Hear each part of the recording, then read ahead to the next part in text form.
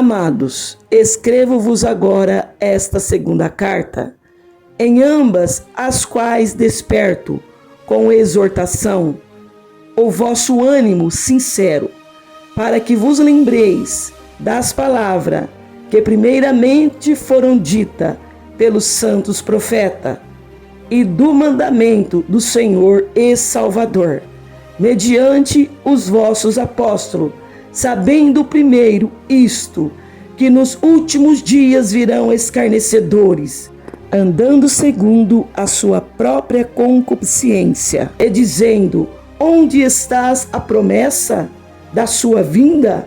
Porque desde que os pais dormiram, todas as coisas permanecem, como desde o princípio da criação. Eles voluntariamente ignoram isto. Pela palavra de Deus, já desde a antiguidade, existiram os céus e a terra, que foi tirada da água, e no meio da água subiste, pelas quais coisas pereceu o mundo, de então coberto com as águas do dilúvio. Mas os céus e a terra, que agora existem, pela mesma palavra, se reservam como tesouro e se guardam para o fogo, até o dia do juízo e da perdição dos homens ímpios. Mas, amado, não ignoreis uma coisa, que um dia para o Senhor é como 1000 anos, e 1000 anos é como um dia.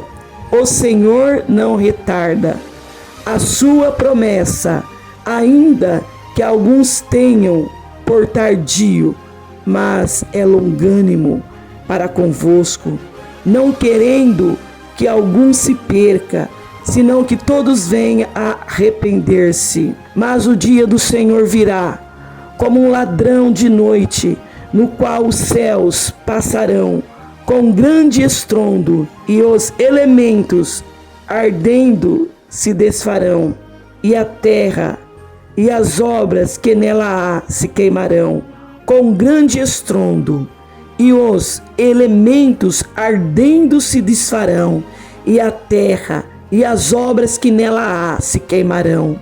Havendo, pois, de perecer todas essas coisas, que pessoas vos convém ser um santo trato e piedade, aguardando e apressando-vos para a vinda do dia de Deus, em que os céus em fogo se desfarão, e os elementos ardendo se fundirão. Mas nós, segundo a sua promessa, aguardamos novos céus e nova terra, em que habita a justiça. Pelo que, amados, aguardando essas coisas, procurai qual dela sejais achado, imaculado, irrepreensíveis, em paz, tendo por salvação a longanimidade de nosso Senhor, como também o nosso amado irmão Paulo vos escreveu, segundo a sabedoria que lhe foi dada, falando disto, como em todas as suas epístolas, entre as quais há pontos difíceis de entender, que os indoutos e inconstantes torcem igualmente as outras escrituras para suas própria perdição. Vos, portanto, amado, sabendo isto de antemão, guardai-vos de que pelo engano dos homens abomináveis sejais justamente arrebatados e descaído da vossa firmeza. Antes cresceis na graça, conhecimento do nosso Senhor e Salvador Jesus Cristo. A Ele seja dada a glória, assim agora como no dia da eternidade. Amém. Está escrito na palavra de Deus que, segundo as suas promessas, Nós aguardamos novos céus e nova terra, em que habita a justiça. Em 2 Pedro, capítulo 3, no verso 13. Tudo começou no Jardim do Éden. Deus fez tudo perfeito. Um mundo perfeito, uma natureza perfeita, pessoas perfeitas. Tudo perfeito.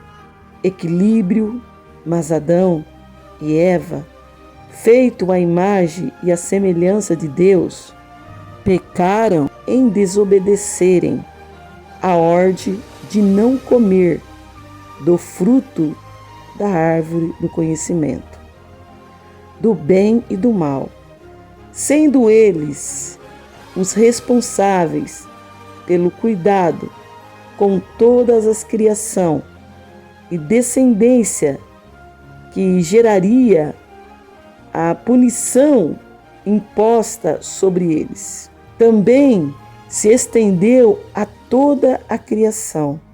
O que era perfeito e equilibrado tornou-se imperfeito e desequilibrado. O mundo que não conhecia a morte e a dor, o choro e as trevas, passou a lidar com isso de uma forma assustadora. A primeira morte foi uma tragédia. O que se esperava é que Adão e Eva morressem primeiro, mas a primeira morte foi o filho deles, Abel, um menino maravilhoso. Essa morte não foi por um acidente ou um problema de saúde, mas sua vida foi tirada pelo seu próprio irmão Caim, que por uma pura inveja e por um impeto de raiva e rebeldia contra Deus, se revoltou contra o seu próprio irmão. Desde então, a Bíblia fala sobre a expectativa de um Redentor, de um Messias, de um Salvador. Ele veio, chama-se Jesus Cristo, e cumpriu tudo o que era necessário para reconciliar pecadores e o mundo com Deus. E a promessa que temos é de novos céus e nova terra. Haverá um novo tempo, uma nova renovação de tudo o que temos. O pecado não terá mais atuação. Seremos completamente transformados. Receberemos um novo corpo e viveremos em paz e grande alegria. E o futuro daqueles que servem a Deus, que andam nos caminhos do Senhor, que aceitou Jesus, que ama a Deus acima de todas as coisas, obedece os mandamentos de Cristo. O futuro dos salvos em Cristo será glorioso. Somente coisas boas são relatadas e todos os tipos de mal não existirá mais. Tudo que foi criado será restaurado, redimido, feito novo. Devemos destacar que o livro de Apocalipse é cheio de figuras, metáforas, e por isso não devemos lê-lo de forma literal.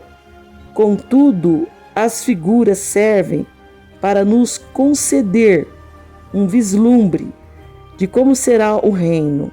Mas lembre-se do que está escrito: nem olhos viram, nem ouvido ouviram, nem jamais penetrou em coração humano o que Deus tem preparado para aquele que o ama. 1 Coríntios, capítulo 2, verso 9.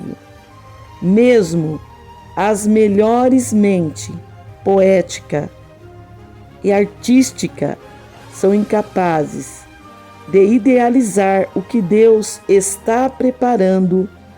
Só temos uma certeza, será muito maravilhoso. Mas quem habita no novo céu e na nova terra? A resposta é simples e direta. Todos os que lavaram as suas vestes no sangue do Cordeiro. Bem-aventurado aquele que lava as suas vestiduras no sangue do Cordeiro. Apocalipse 22:14. Assim, quem recebeu a Jesus como Senhor e Salvador de todo o seu coração está salvo.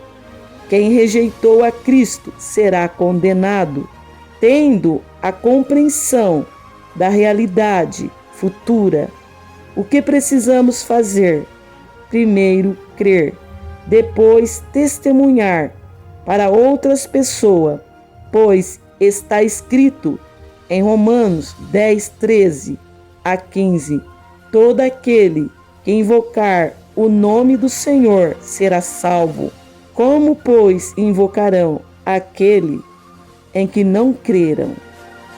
E como crerão naquele que não ouviram falar? E como ouvirão, se não há quem o pregue? E como pregarão, se não forem enviados? Assim, como está escrito, quão formoso os pés dos que anunciam coisas boas.